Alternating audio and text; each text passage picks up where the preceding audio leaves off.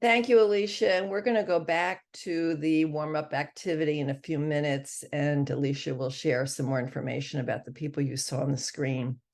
Welcome, everyone, to this presentation of some of the history of America's efforts to integrate schools, including lots of resources and strategies for you to use in your classroom.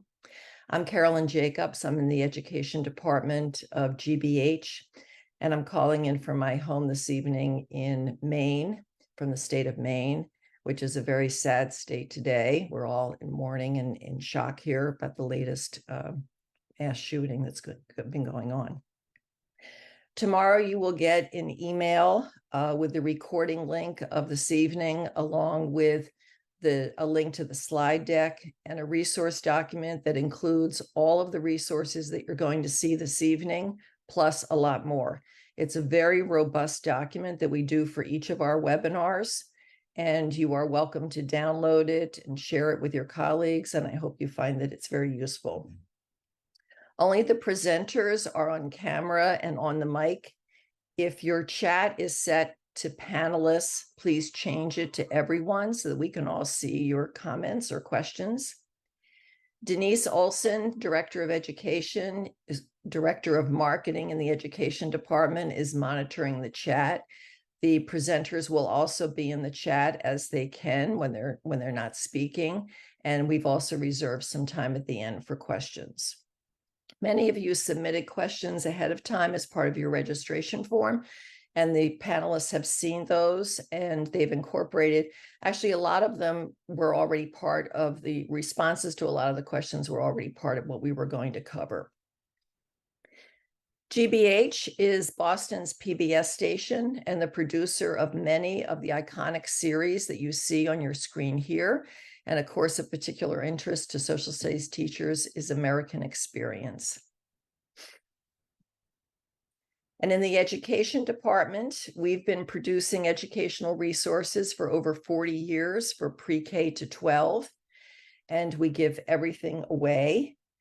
I'm going to speak a little bit more about our relationship with PBS, which is a collaboration to offer the platform PBS LearningMedia in a minute or so. But first, I want to give a chance to Ashante Horton to come on. Ashanti is from NCSS, and we are thrilled to once again be hosting this event in collaboration with NCSS, and she has a few words of welcome. Well, thank you everyone for coming this evening. We are so delighted with our partnership that we've had with GBH the last couple of years and the wonderful presentations that they bring. And our wonderful presenter this evening, she's amazing. So you guys are in for a really great treat. So National Council for the Social Studies, as you can see, is the largest professional association solely dedicated to social studies education. If you're interested in joining us or learning more or seeing anything that we have to offer, I'll drop our URL in the chat. So with that, I'm going to turn it back over to Carolyn. Thank you, Ashante. So PBS LearningMedia, I hope that it is familiar to a lot of you. We have been introducing it and showcasing resources from this platform on most of our webinars, and I hope that you've been attending some of them too. This is a platform that is free, of course, and offers thousands of resources for classroom use that are aligned to standards. The resources include things like short clips, because we know that you don't have time necessarily to show a full program. Short clips along with teaching materials, support materials, we call them, and interactives and lesson plans and all sorts of resources. So what you're going to see this evening is available on PBS LearningMedia, along with thousands of other resources. The resources range from pre-K to 12 and across the curriculum, but we are very strong in social studies. And a tip, if you are new to the site and you're just getting started on searching and kind of figuring out the site, is to start your search by filtering by collection. A collection is a curated group of resources, And so one search will find a whole bunch on one page. And I want to call attention to the US History Collection as an example. Over 400 resources. It's a relatively new collection produced by GBH, and I think you'll be pleased when you find that. So US History Collection on PBS Learning Media. Our presenters this evening, we are joined by Chico's part of the American Experience team, and she's going to be early on in the program and then come on at the end also to give you a sneak peek of the next season of American Experience. You'll be one of the early ones to see that.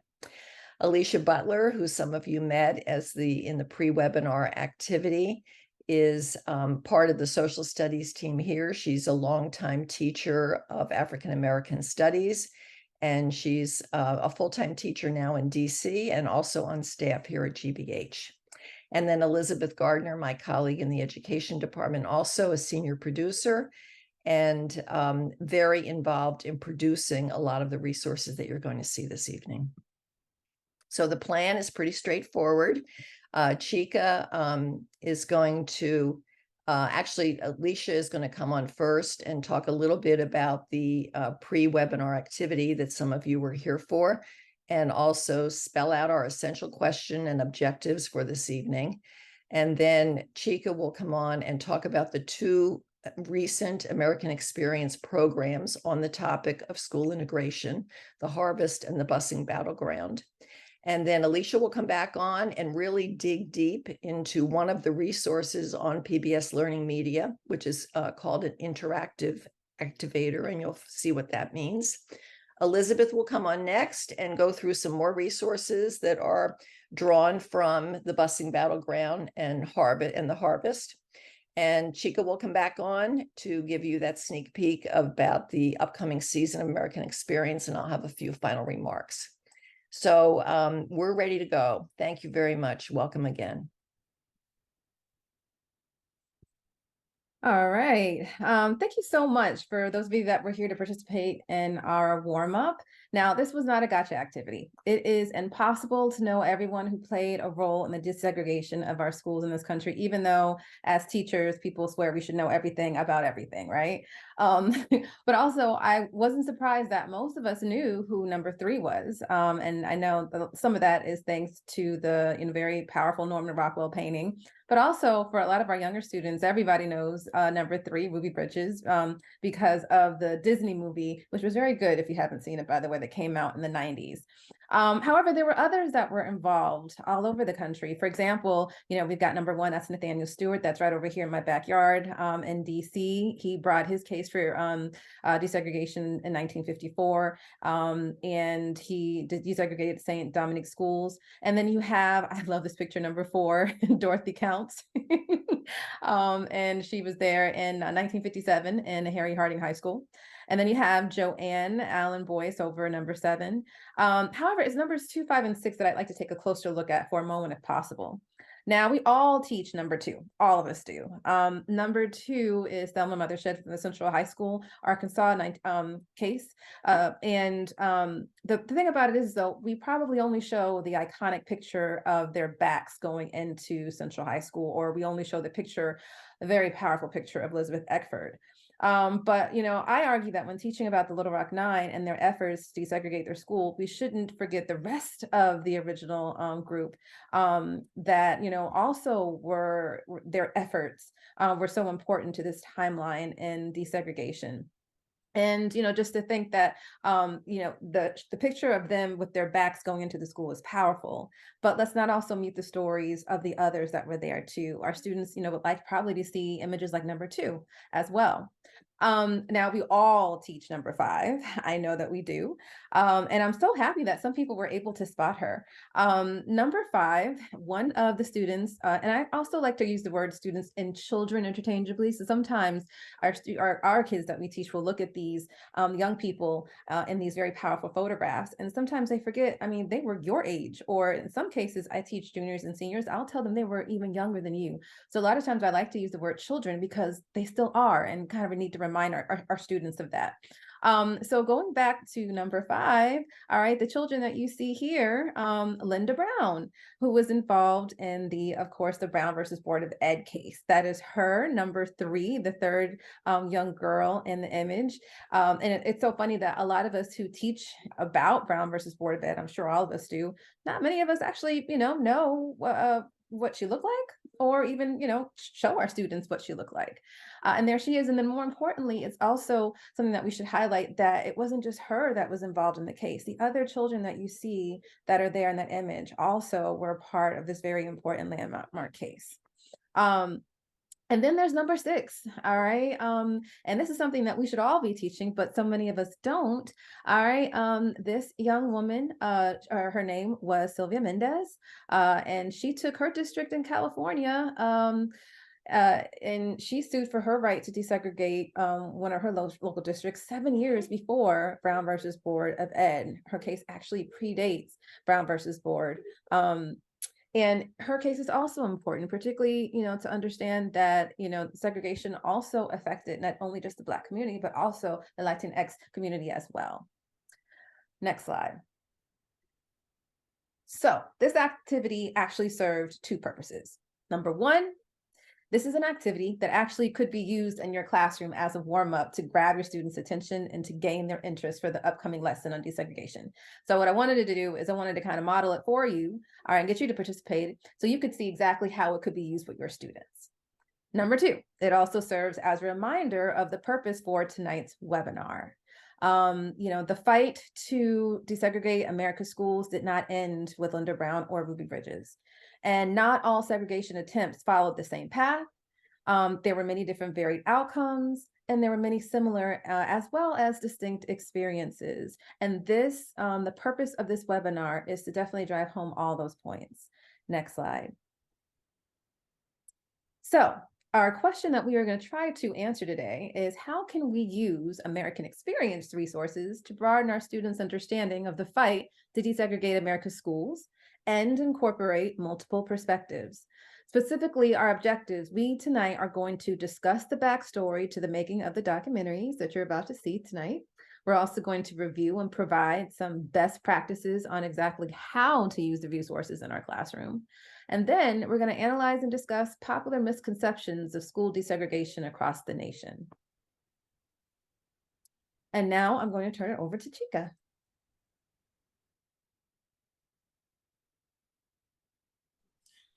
Thank you, Alicia. You couldn't have set me up better for what I'm going to share with you all today. So thank you for having me. My name is Chika Offram. I am the Director of Audience Development for American Experience. And that just means that I oversee marketing, promotion, engagement, and outreach for the series and for each of our individual shows. I'm very happy to be here to share more about these 2 incredible films and what we've been doing with those films. Thank you. So as you've already heard, and as you already know from the work that you do, that one of the greatest challenges in our country that we have ever faced is that of school desegregation, one that has had lasting impact on multiple generations. And one could argue, and probably correctly, that we're still dealing with the effects of those things today. So these stories, we tend to hear these stories as local. They seem isolated. But they are not just local. They are stories that repeated themselves in different ways, in different iterations, in communities across the country, not just in the South, where that is the sort of prevailing thought. This is something every community in the country struggled with. And with that in mind, my executive producer was thrilled and just called it. We needed to present not 1, but 2 stories from 2 different parts of the country that looked at the same sort of fraught period of 1960s to the early 70s in terms of how 2 different communities struggled with and dealt with school desegregation. So we actually paired these together.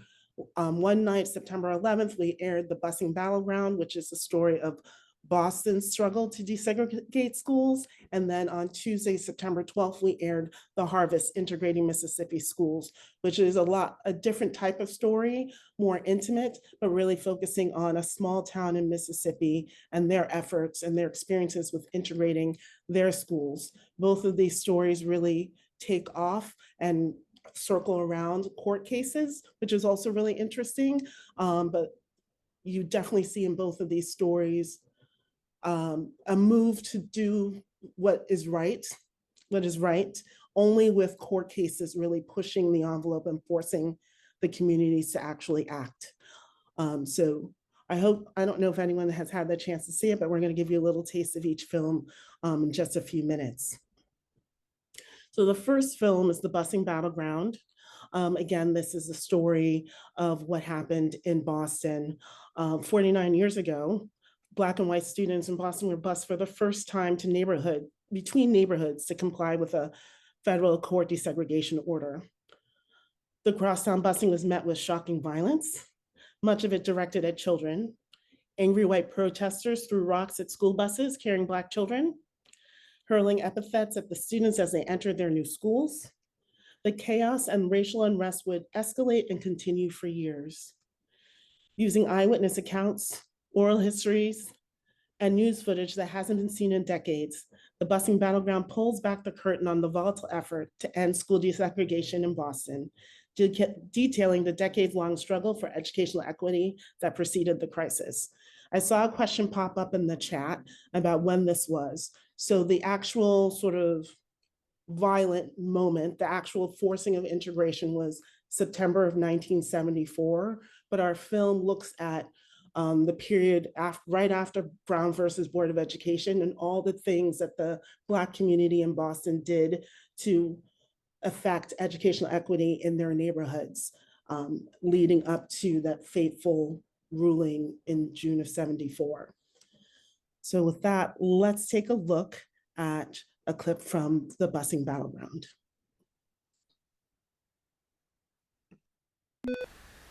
Good evening. As we all know, in 3 days, the city of Boston will face one of her greatest challenges, busing.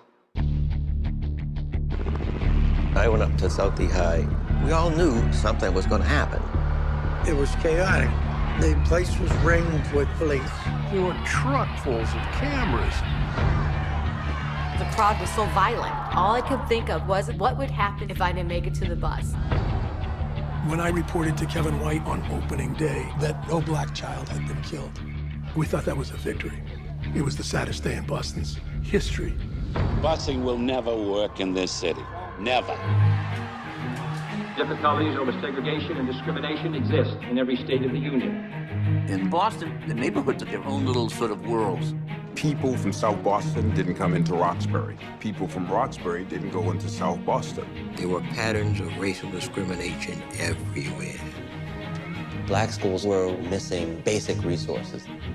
We felt that if we moved our students to where they were spending the money, we would benefit. And the money went where there were white students. I can remember it was an angry, angry time. I don't want to bus my child to any school. I want to have a good school in my community. We were told, your kid cannot go to that school. Wouldn't you be upset? If I had been signed to Roxbury, I wouldn't have gone. I did not want to get on a bus. People were generally afraid for their children. Many Black parents were saying, we can't send our kids into the lion's den. It's not a question of whether the Constitution can be enforced. It's only a question of at what cost.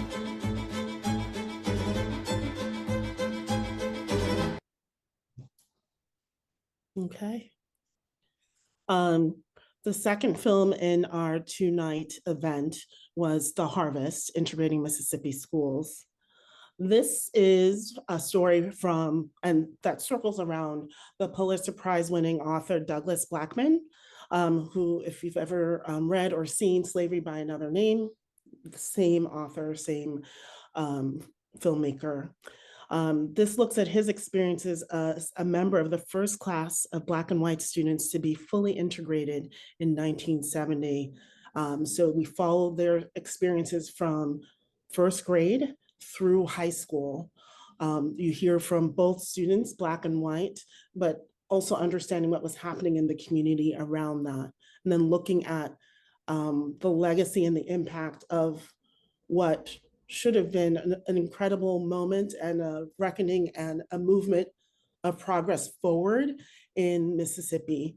But you'll see, if you watch the film, you see that there's some backward steps that ended up happening, and a lot of the students who were part of that community sort of taking it upon themselves now as adults and leaders in the community to help move the community forward again in its desire and its goal in achieving more educational equity.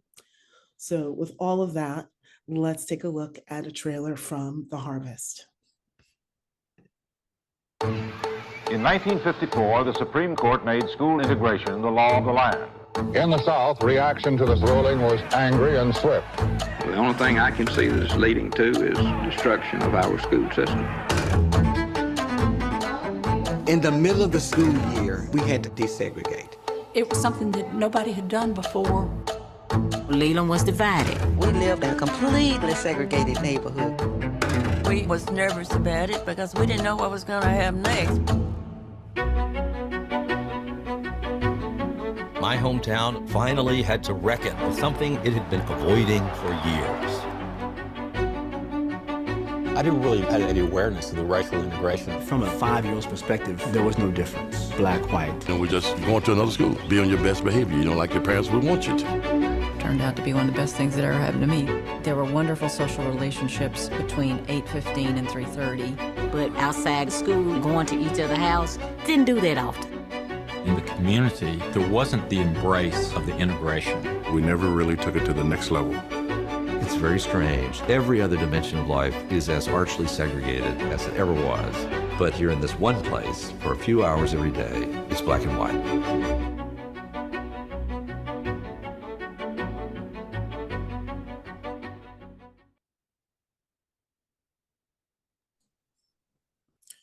Thanks. Both of these films are available to stream on our website as well as on YouTube.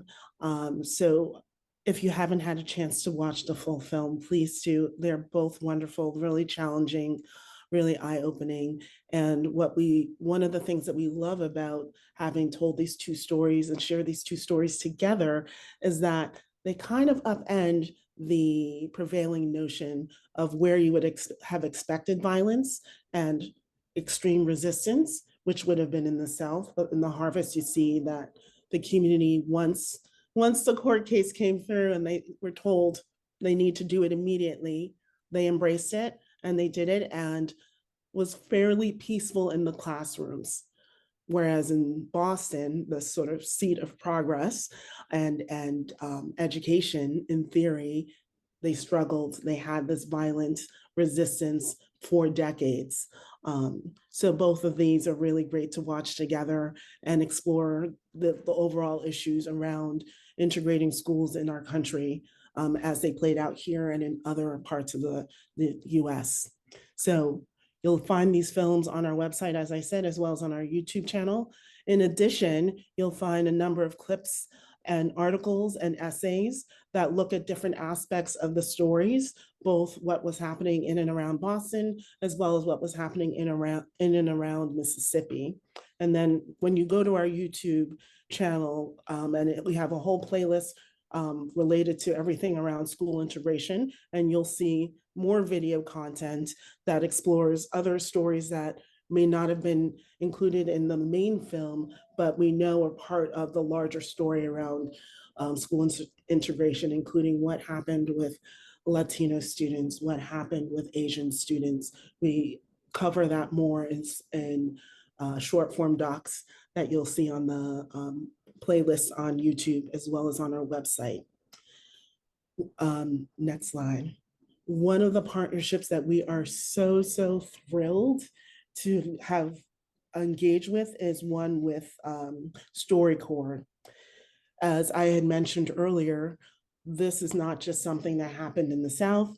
Boston wasn't an outlier, maybe an outlier in the level of violence, but not an outlier in terms of how do we integrate our schools and what the resistance was around it and how it ultimately ended up being a part of public schools in that community. This is an experience every community in the country had. So part of our desire to help people understand and uplift all of those stories from across the country, we partnered with StoryCorps and went to 4 different cities: Boston, Nashville, Tennessee, Seattle, Washington, and Chicago, Illinois, and reached out, worked with the stations in those communities to recruit and solicit stories of all aspects of experiences around school integration. We ended up collecting 56 stories. And from those 56 stories, which are all available on our YouTube channel to listen to, we edited down 10 of those into radio-friendly 3 to 4 minute length stories, kind of like what you would hear on Friday mornings in NPR from the regular StoryCorps collection.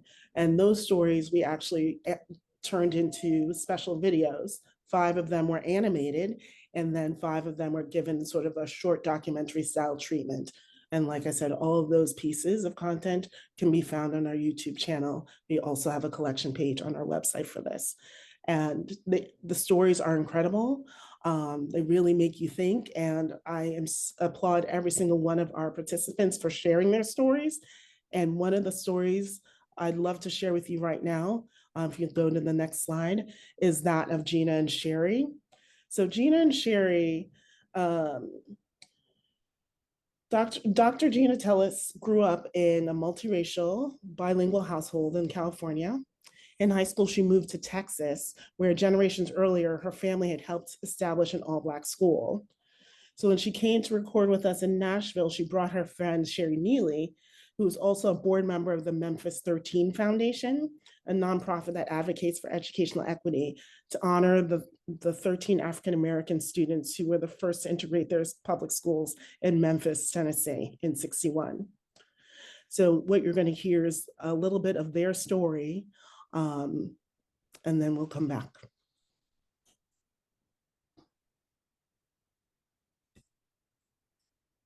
I went to a so-called integrated school, but every teacher I had was white. I'm like, I don't know anyone who talks like this. Who talks like this? My dad speaks like dirty South Ebonics, and my grandma only spoke Spanish. And so I would be like, pues, they be tripping, que no? I just never really felt like I could be myself in school. I wanted to speak like what I heard in my household, what I heard with my cousins, my friends, but I felt like I had to perform and represent myself in a way that I guess society identified as educated. How did that make you feel, and why could you not be authentic at your school? At the time period, you're young, you don't realize how like racism manifests in our schools. Got it. When I got to 4th grade, they put me in a dual language learning class. All of those students were not on the main campus, they were in the portables. I cried and I cried. I was like, I do not want to be. And I made my mom take me out of the class because I wanted to be on campus with the rest of the students, which is like so heartbreaking today because I don't know Spanish.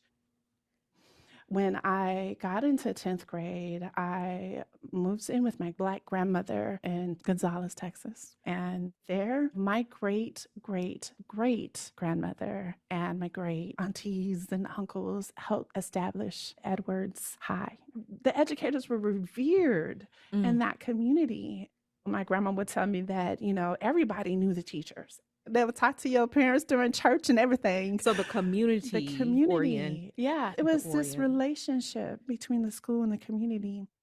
And when they desegregated, the state came in and they shut the school down. Oh, wow. My grandmother was working at the school. She was a registrar. She lost her job. Her cousin lost her job. A lot of the Black teachers were not hired at the white school. So it had a profound impact. when we desegregated in Gonzales, Texas, the white students didn't go to Edwards.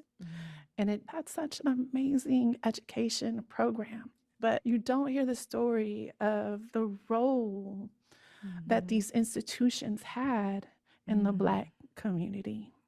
I feel like this connection to education and how we understand the value, purpose, and meaning of education was lost. It was always about freedom for us, always about freedom.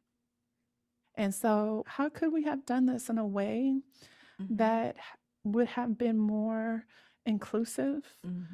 And the crazy thing is that, you know, my parents hoped that my generation would have more inclusive and equitable schools, and they sacrificed so much. But our schools today, they're certainly not. Yeah. No one should have to go to school and feel like they had to silence their voice. I think what you can do is create a space where people feel welcome to be them, where they can see their stories in the curriculum. Everyone should have access to a liberating education.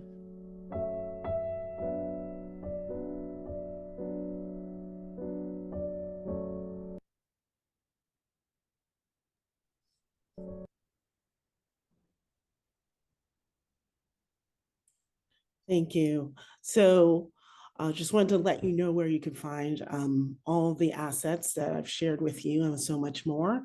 As I mentioned earlier, both films are currently streaming on pbs.org/American Experience in the PBS app, if you have that.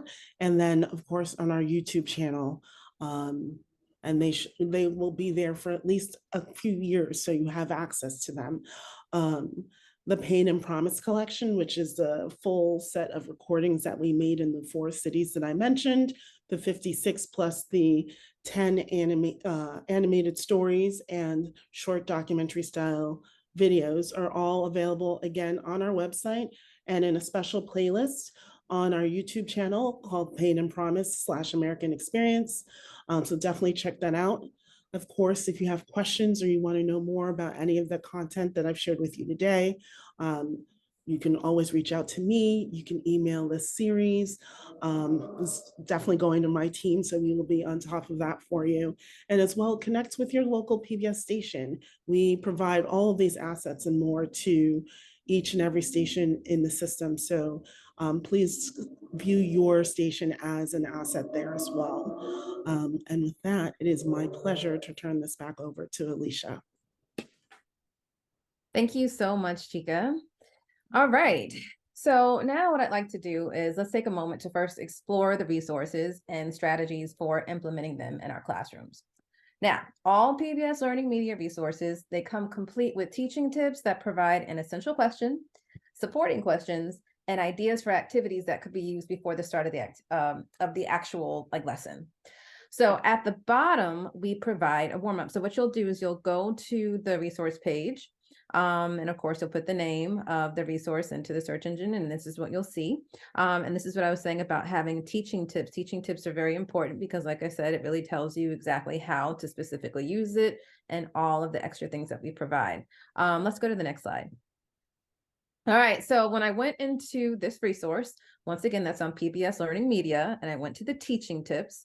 This is what, this is the next page that comes up, right? And here's what I was saying. We got our central question at the top, supporting questions. We got historical thinking skills. All right, more information about what students should probably aware of before you get into this activity, or maybe some items that you might want to review, some content. But what I wanted to draw your attention to with this particular teaching tips is the warm-up that we have here. I have actually used this in my classroom before I begin my discussion of school desegregation. What I do is I have a really cool SEL activity to really try to make the content stick, and more importantly, make it matter.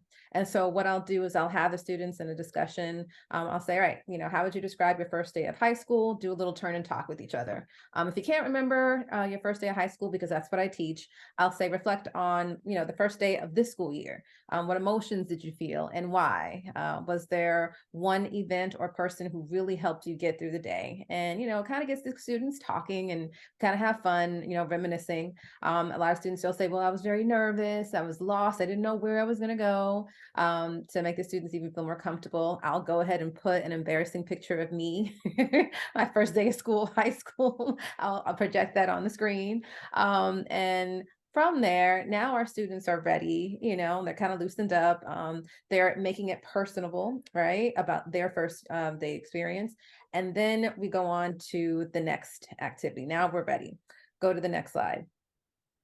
Once we're done sharing our experiences, the next thing I'll say is, all right, we are now going to look at the experiences of some students in 1970 on their first day of school, when they tried to integrate a school in their district. And the purpose of this, I'll tell them, is let's see how their first day compared to ours that we just got done reflecting on and reminiscing about. One resource that PBS LearningMedia provides is our independent student activities. And I really love these because these documents can be downloaded, modified to meet the needs of your students, and then they can be distributed in class or placed on your school LMS system. And so what I'll do is I'll, write once again, right here on the resource page and where Carolyn had her cursor, you'll see the link right here to the independent student activity. I'd go ahead and I would make copies of that for my students. And if we can go to the next slide so we can see exactly what it looks like. So it's a worksheet.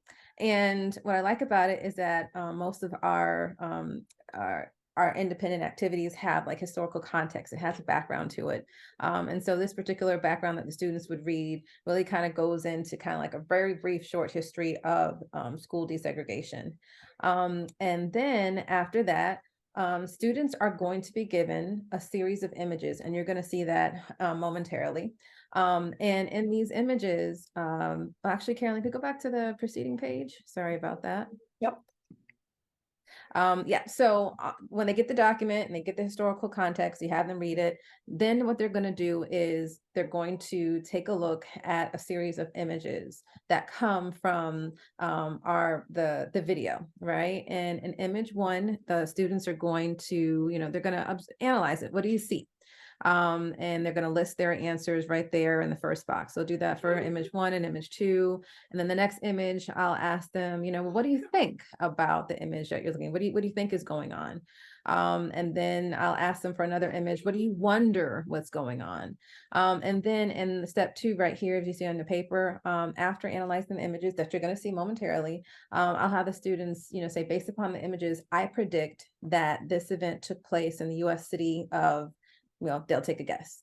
And then they'll predict that following the integration of this city's public school system, this is what happens, right? So they have to use the sentence starters to fill in the blank. And what I really like about this activity is that students are analyzing, they're interpreting, they're making predictions, all from information gathered from images. So let's take a look at the images that go along with this activity, okay? All right. So that would be the first image. So like I said, students, they'll go through the interactive, they'll take a look at this one, they'll look at the handout that you just saw on the previous page. And in this image, it's a school bus transporting students and being vandalized. Tell me what you see, right? They had to fill in that sentence starter. Next picture, excuse me. All right, with this one, also a group of student protesters. What do you think is going on? Next slide. Policemen try to hold back a crowd of angry protesters. On their worksheet, the corresponding worksheet, they'll tell me, like, what do they wonder what's going on? Next picture. And then this is the final one that they will analyze as well. All right, go on to the next slide. And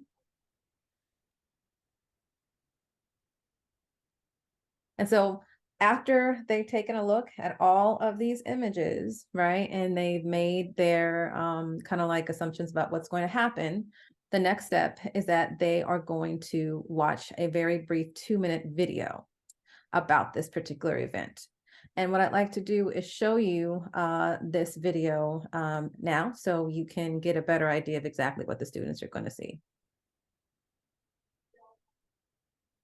All right.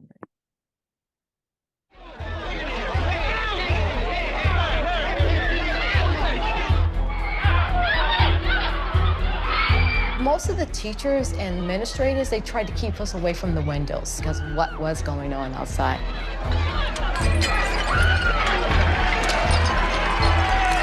At least twice, stones and bottles began to fly, and the police charged, led by policemen on horseback. The police charges cleared the way for the buses to pick up the black students at the end of the day.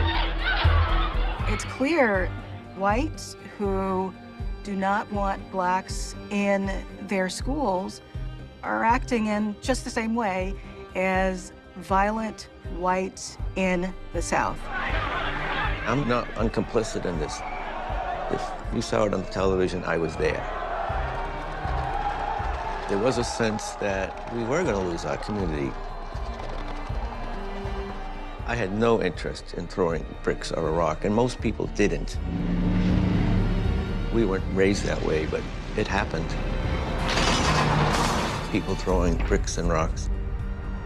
I was 8 years old, but I needed to feel or pretend that I was part of this thing. Throwing a rock was part of being of the mob, of the us. When we got to the staging area, waiting for the buses to come back, we saw that the buses had broken windows. It was painful because the kids were coming out crying. Some parents showed up. Some of the kids didn't have their parents to support them. When I reported to Kevin White on opening day that no black child had been killed, we thought that was a victory. It was the saddest day in Boston's history. But if a black child had been killed, there would have been a civil war.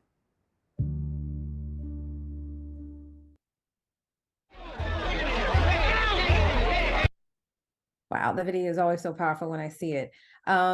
So the great thing about this is that as they watched this film, they were supposed to be active listeners, right? On their handout, they were supposed to list 5 facts from the video that helped explain how some cities and school districts responded to court-ordered school integration and the extent to which these reactions were similar across the nation.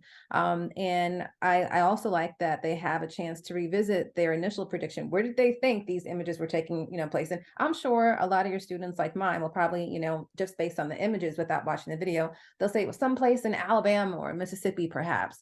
And what I love about this is that it helps the students realize, no, it really wasn't in Alabama. It was actually in Boston, in the North, where places where the students think, well, there isn't any racism, or they didn't necessarily have this problem.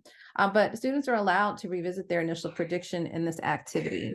And what I also like is it does, the last box is it asks them, why is knowledge of this event so important to better understand school integration in the United States?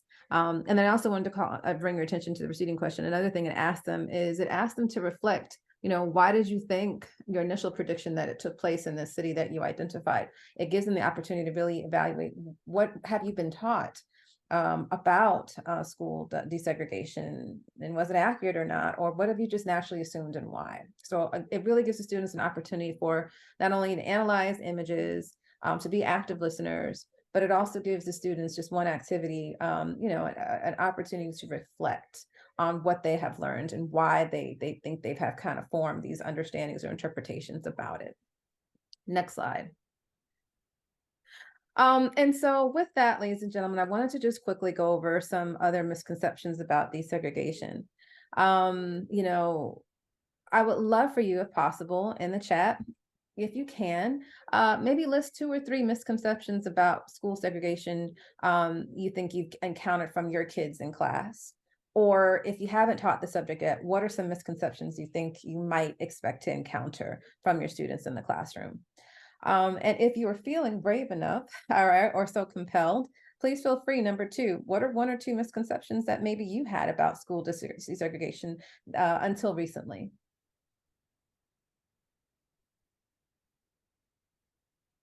All right.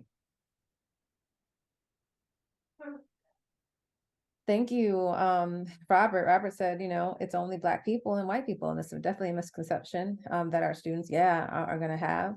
All right.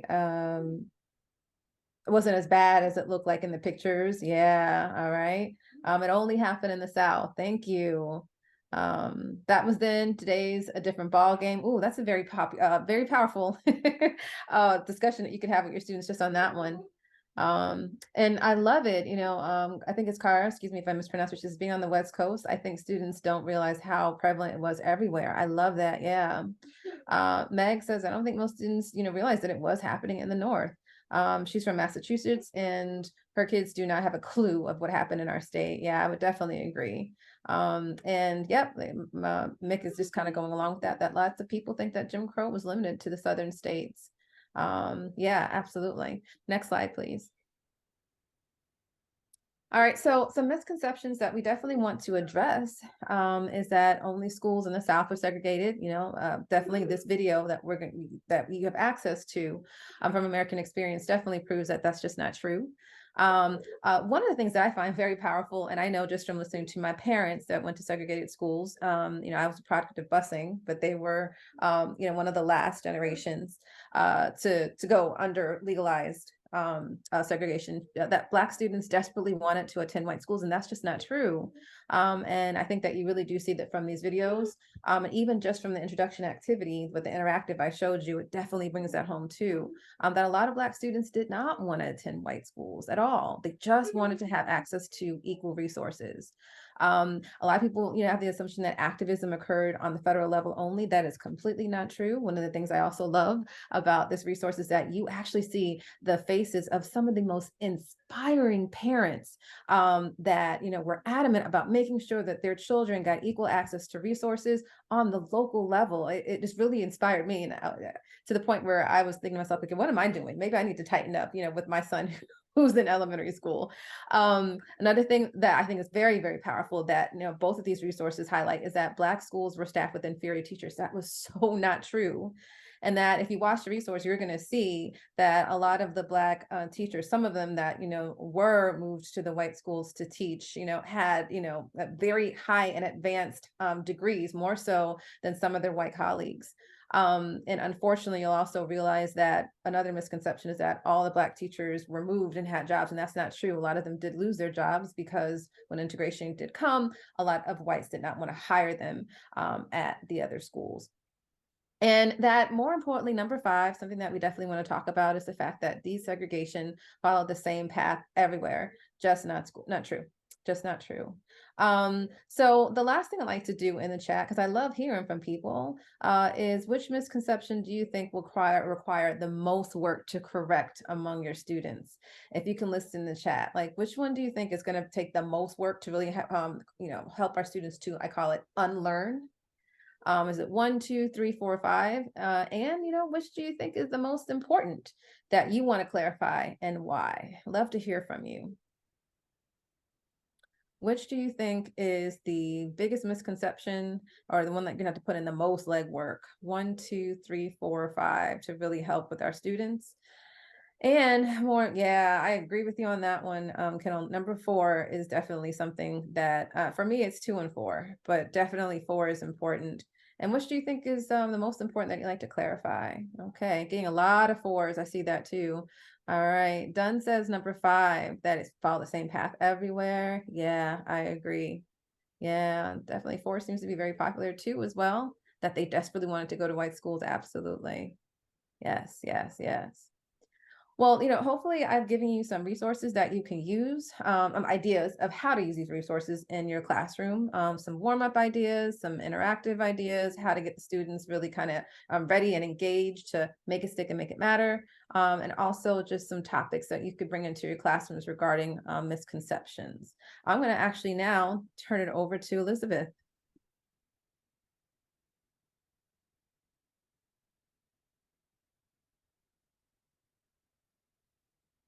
You're muted, Elizabeth.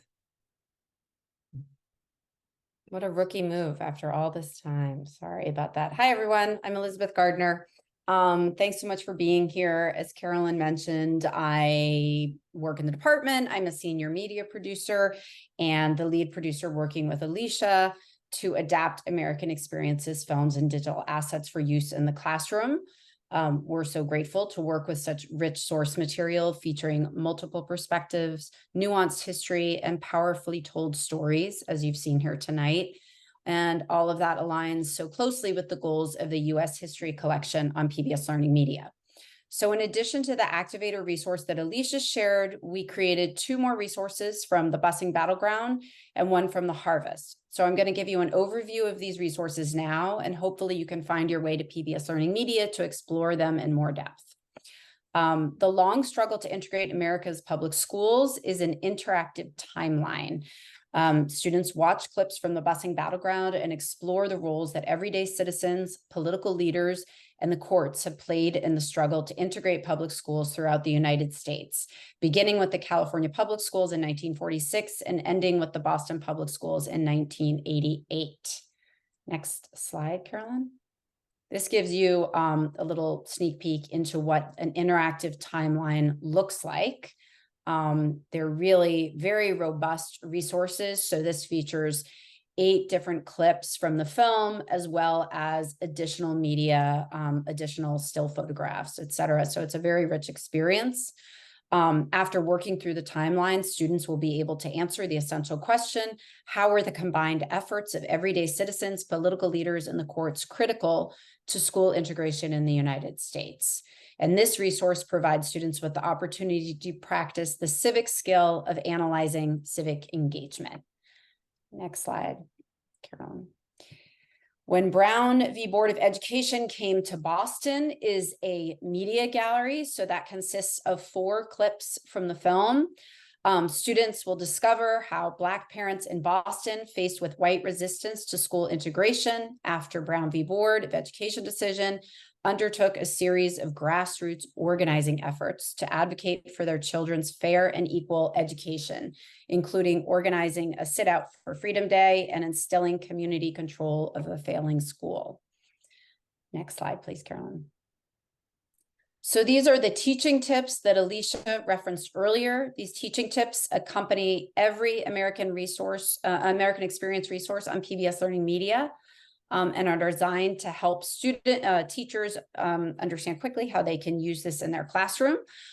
So you can see this features the essential question here: how did members of Boston's Black community organize to address the racial and economic inequalities in their neighborhood schools, as well as the supporting questions and the historical thinking skills that students can practice with this resource. Next slide. Thank you, Carolyn. So finally, for the last resource we created, this one was from The Harvest. That's the second film that is set in Leland, Mississippi, that Chika showed a clip from earlier. So this is also a media gallery, meaning it has multiple clips from the film, in which students will learn why it took decades to integrate public schools, even after the Supreme Court's 1954 Brown v. Board of Education decision, and how local communities and school boards delayed and obstructed compliance with court integration orders. So the essential question here is: what tactics and strategies did white communities use to avoid complying with federal law in integrating their public schools? So this is everything that happened before the point when the final court order came through and the schools integrated. And then the film goes on to tell a very personal story of what that looked like in that town, as Alicia referenced. Next slide, Carolyn. I wanted to just show you an example of the discussion questions, the student-facing discussion questions. These are another piece of the support materials. These also accompany every American Experience resource on PBS LearningMedia. And as you can tell, these discussion questions are meant to engage students in deeper level thinking and analysis, and hopefully to foster discussion. And I hope that you'll go over to PBS LearningMedia to check all of these resources out. Here you go, Chika. Hello. So if you are American Experience fans, you know that we have one more new film premiering this coming Monday at 9/8 Central. That's The War on Disco. And after that, we are turning our attention straight to 2024. And it's my pleasure to share with you some of the titles that you'll expect to see next season on American Experience. Please note that most of these titles are still working titles, but these are the ones that are at least in the running to be the final titles for each of the films. So our first, one of the things I wanted to say before I get into the descriptions of each of them is that you'll see they're all stories from 20th century. Some we may remember, some we may have never heard of, but they all bring to the fore people and events that may seem ordinary and happenstance, but have had an incredible lasting impact on who we are as a nation, as a society, and as a society. And that is something that we have been endeavoring to do over the past several seasons. I hope you've noticed that sort of like extraordinary, ordinary person that has made changes in the course of history in our country. So I want to start out with our first film premiering next January, which is Nazi Town, USA. It tells the largely unknown story of an organization called the German American Bund. They were around in the 1930s, and they had chapters across the country and represented what experts believed was a, quote, real threat of fascist subversion in the United States. The Bund held joint rallies with the Ku Klux Klan and ran dozens of summer camps for children centered around Nazi ideology and imagery. Its embrace of Americanism raised thorny issues, from questions of free speech to the Declaration of America First, that we continue to wrestle with today.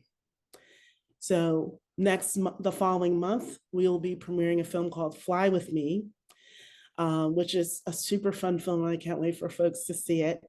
At a time when single women were unable to order a drink or eat alone in a restaurant, forbidden to own a credit card, or get a prescription for birth control, becoming a stewardess offered an unheard opportunity and adventure for women.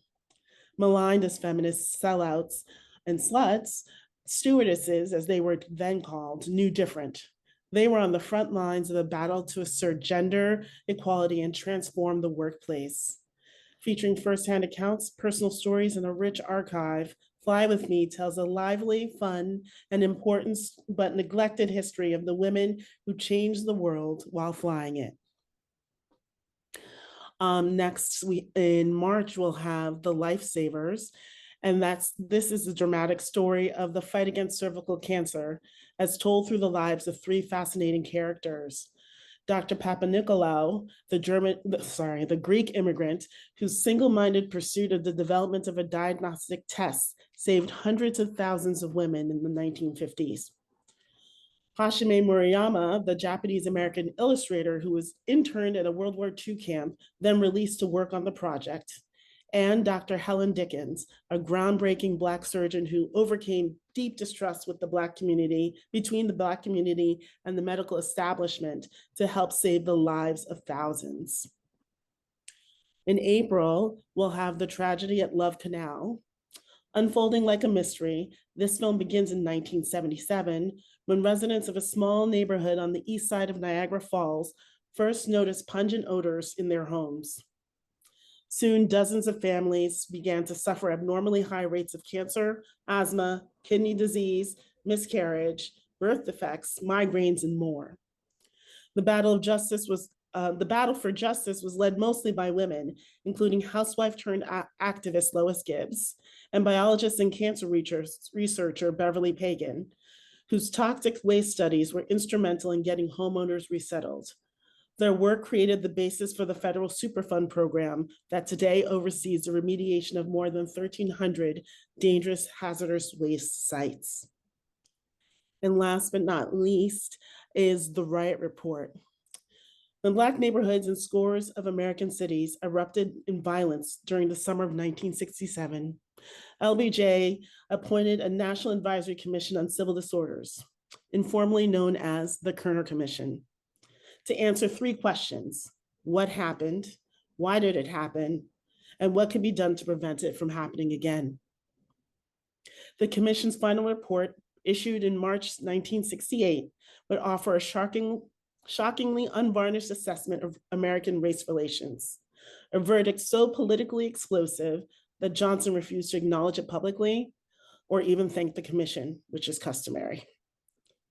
Featuring interviews with commission staffers and the last surviving commission member, Senator Fred Harris, the Riot Report explores a pivotal moment in our nation's history and the fraught social dynamics that simultaneously spurred the commission's investigation and doomed its findings to political oblivion.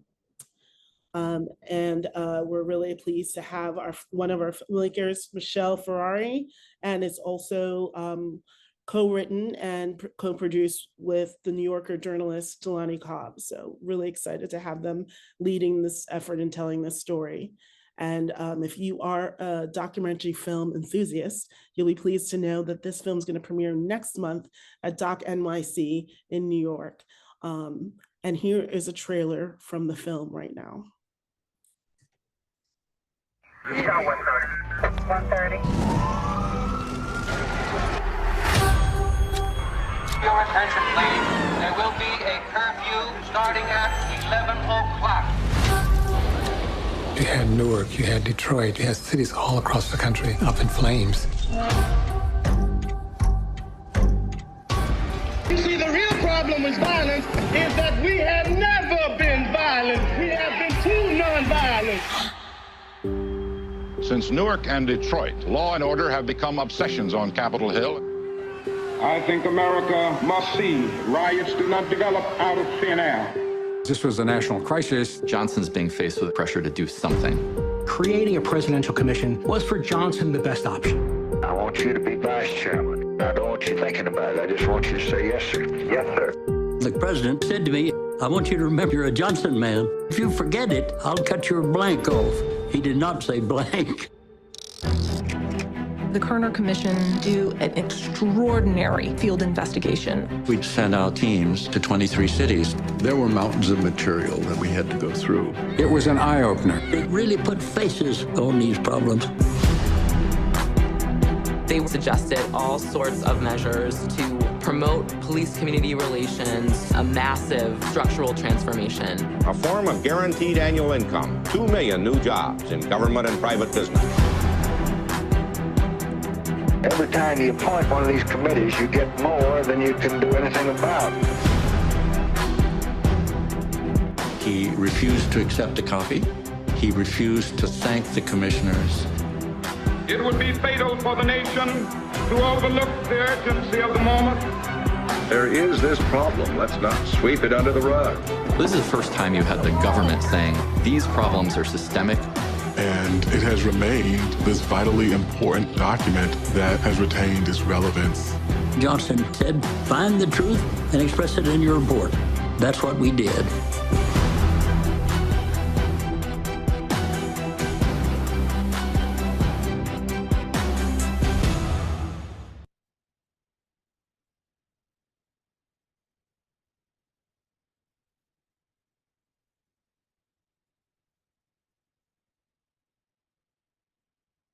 All right, well, that was a very powerful ending. Thank you very much, Chica, for giving us the look at what's coming on American Experience. It looks great. All right, we're a little beyond the time we'd like to be, but we do want to, we are officially scheduled to go till 8:15 because we did want to give you time to ask any questions if you'd like.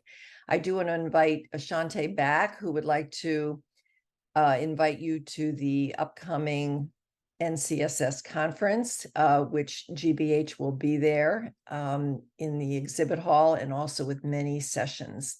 Ashanti, welcome back. Hello, everyone. It was a wonderful presentation. Thank you all so much. I want to thank our presenters first, but I also want to thank everybody who came and attended this evening and still online.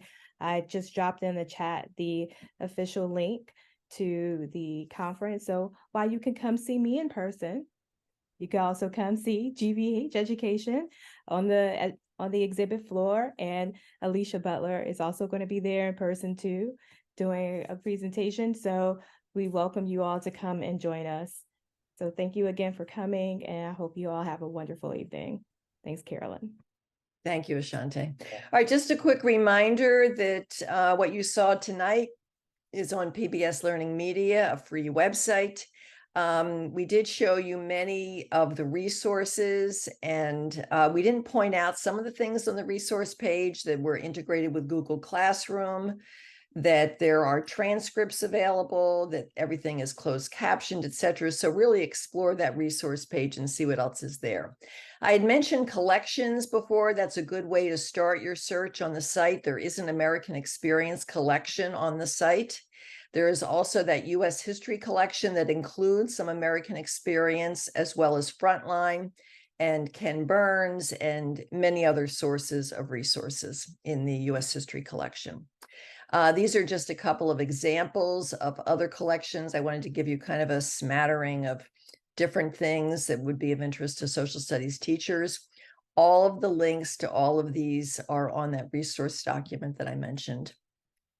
And in addition to, I did put a link to the Frontline Short Docs, which was the subject of a webinar we ran recently. You will have all the recordings to the webinars that we run. Everything's available on GBH Education YouTube channel.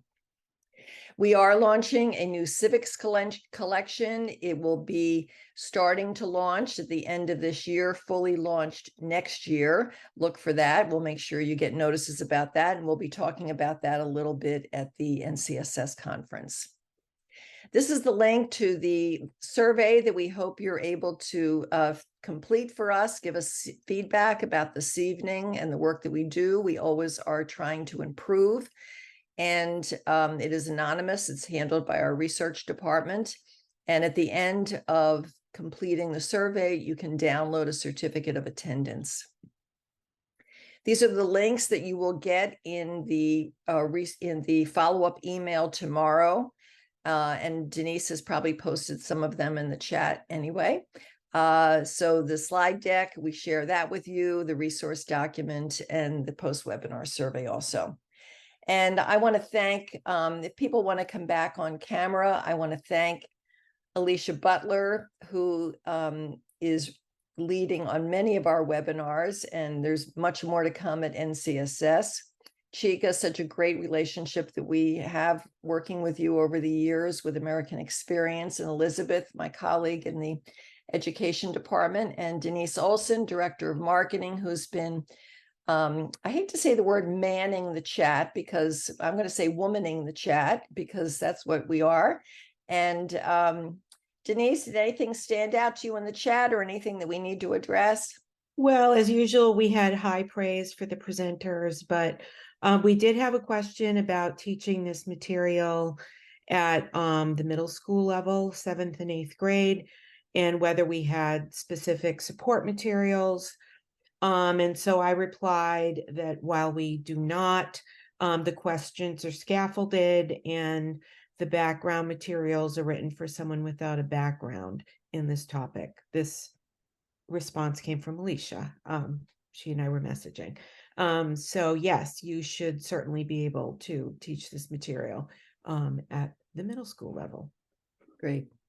And I think you'll find in the other collections on PBS Learning Media, perhaps Freedom Riders. I don't know if some of that is tagged to middle school, but there are other collections on Learning Media that would be aligned to the middle school standards. Okay,